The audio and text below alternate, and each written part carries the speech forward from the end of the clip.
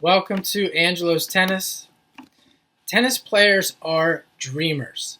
We all think of tennis players, traditionally professional players, college players, as being great athletes, skilled at their sport, tennis players, but primarily tennis players are dreamers. Think about the types of people and what they get in life from being a professional tennis player or going to some esteemed college and the people that they're around. They're dreamers. They're living a dream life. And I am including most college Division I college players. So if we start with professional players, in order to be a professional player, yes, you have to have a tennis background, you have to be athletic, skilled, etc. But before all of that, if you're going to be a professional tennis player, you must have it in you to be a world traveler. That is required. So if you think of how many thousands of tennis players out there that are really good at tennis that are never going to be world travelers, because there's many people, you've probably known people like this in your life, they're afraid to get on a plane. They've been on a plane once in their life, twice in their life. First time on a plane in their 40s, their 50s, they're getting over their fear of flying. I mean, this isn't a normal, this idea of world travel is not normal. The second thing, in order to be a professional tennis player, you got to be a lottery winner. You have to be a lottery winner, or you have to come from money. You have to have been due in some way. You have to been due or due money, lots of money, in order to be a professional tennis player. Because if you're not going to be a professional tennis player. It doesn't matter how good you are. If you're not due to be a lottery winner, someone who's got a lot of money, millions of dollars, you're not going to be in the top 100. The gods are not going to speak into existence you being a professional tennis player. Never going to happen. Now, what I really want to get into in this video, tennis players are dreamers. They're delusional. You got to be delusional to be a professional tennis player. Who does that? Who comes into life thinking, I'm going to play the odds, I'm going to go against the odds, and I'm going to be a professional tennis player, or I'm going to go to school at USC or any major Division I school. I'm going to play against the odds, and I'm going to be this risky thing that's never going to happen. Tennis players are delusional. You have to be delusional or know something that no one else knows, apparently. Let's think of some other reasons why tennis players are delusional. Djokovic just played Alexei Popyrin, okay? And this happens all the time. And everyone thinks that, oh, Popyrin's got a chance. They got a chance to beat Djokovic because he took a set off of him, or Djokovic barely won. I mean, everyone's heard already. Everyone's heard in Federer's soon-to-be famous speech about how he only won 54% of the points. No, that really is meaningless, okay?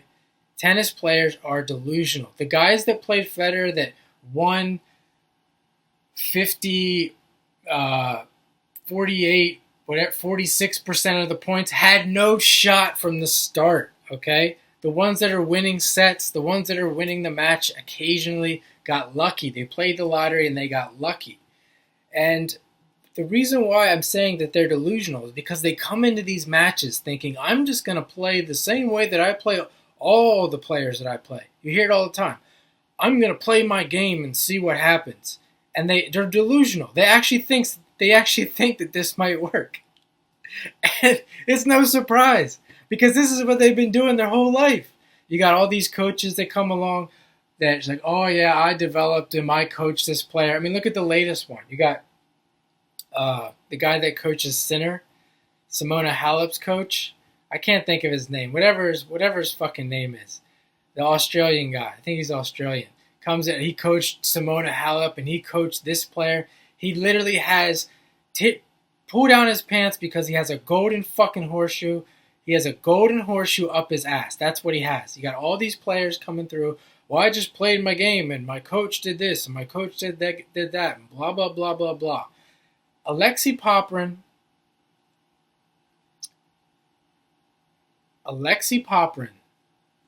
just played his game, and everyone's buying it. Everyone who's watching, to get thousands of views, everyone's buying it. He almost beat Djokovic. He could have took a set off Djokovic. He had no shot just playing his game. And I don't understand. You gotta get a tennis player to come along who's a dreamer. I do think they need to be dreamers. They're dreamers, but they're also practical at the same time. They have this is what most of them have. They have a crooked brain. They have a crooked brain, and oftentimes it's usually too far to the right or it's too far to the left. Now me, I'm gonna pick on me because I came into life maybe a little bit. Sometimes I think I was in the middle. Sometimes I found myself in the middle. But other times I was way too far to the right. Way too far to the right. And maybe now I'm like way too far to the left. But you want to be right in the middle. And every once in a while you get a tennis player that comes along who's right in the middle, okay? And they challenge the guys like Djokovic, Federer, okay, and Nadal. And these are the guys: Djokovic, Federer, Nadal, Nishikori, Murray, Rublev, Tsitsipas. These are the guys. Sinner. These are the guys that are in the middle. They're dreamers, but they're also practical. And if you watch them play tennis, this is what they do. They know what they're doing. This is why no one can beat them. Part of the reason why no one can beat them. They have a balanced brain. Popyrin and all the other ones are in the process of balancing their brain. Some of them get there, some of them don't. I mean, it probably took me, I'm still learning, but I would say there was no chance in hell. I don't care who coached me. There's no chance in hell I was going to be at the level of professional tennis player under 30. So all them guys that are in the same boat, they're never going to be in the top 100. They're never going to get there unless there's just like some extraordinary circumstances. But that's the way I see it. We got a bunch of dreamers, bunch of delusional people trying to balance out their brain. So what can a guy like Popyrin do? Well, the first thing he has to do is he has to recognize what level he's on. Because if he thinks he's going to go out there and play his game, he's still delusional. Okay? What I would do is I would take chances. I will play. For example, I might play my service game. As is. I'll leave my service game alone. But the return, I'm going to cheat. I'm going to cheat like I never cheated before. And I mean legally cheat. I'm going to step to my right 2 steps. I'm going to guess. I'm going to anticipate. I'm going to do something or a bunch of somethings during the whole set in order to win the return on a player like Djokovic. And you never see it. I might take every return and play it. I might repeat like a mantra in my head.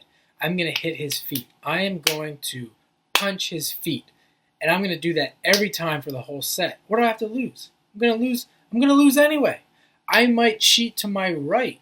I might cheat to my left. And then go, I'm on my backhand side. I'm going to cheat to my left and I'm going to go hard to the corner every time. I don't care if I don't miss.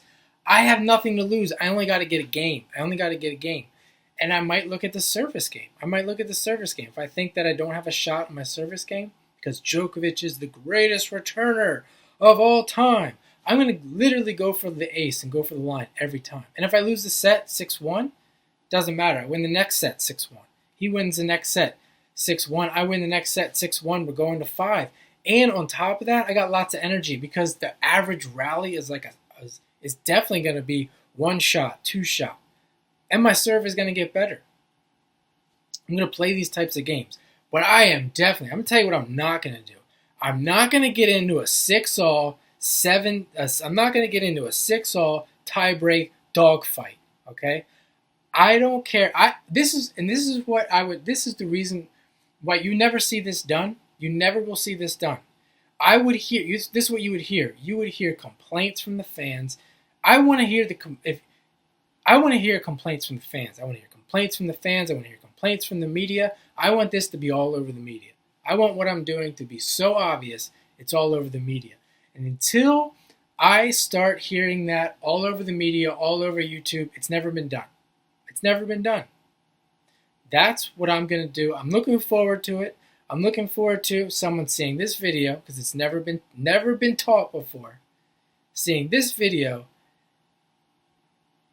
and quit the delusional shit. No more delusional shit. No more Mr. Nice Guy. No more etiquette. This has nothing to do with tennis etiquette. Nothing to do with tennis etiquette. And let's start taking down the giants. Let's start taking down the giants.